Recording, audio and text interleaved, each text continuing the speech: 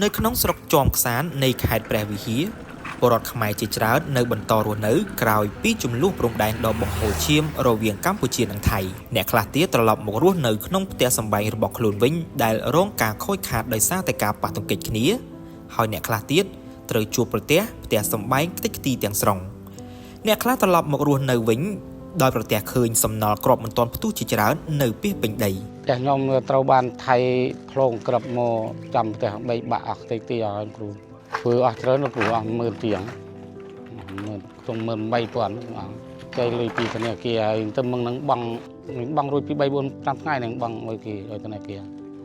បាទស្អាតប៉ុន្តែដល់ពេលវាត្រូវអញ្ចឹងក៏បែកបាក់ដាច់អស់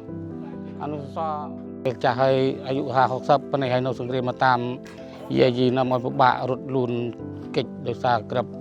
ដោយសារសង្គ្រាមរបស់ថៃមិនចង់ឲ្យកើតចង់ឲ្យមានតែចង់បានសន្តិភាពរហូតដល់ទៅមុខរហូតនឹងធ្វើម៉េចចាំមើលរាជរដ្ឋាភិបាលគាត់ជួយដោះស្រាយជូនបើខ្ញុំអស់លទ្ធភាពនឹងធ្វើតទៅមុខទៀតហើយចាំរាជរដ្ឋាភិបាលគាត់ជួយ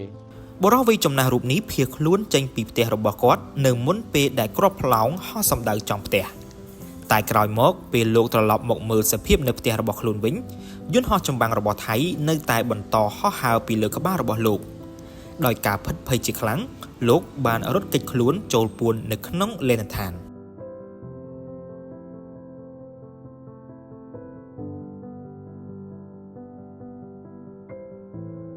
នៅមិនឆ្ងាយប៉ុន្មានពីទីនេះ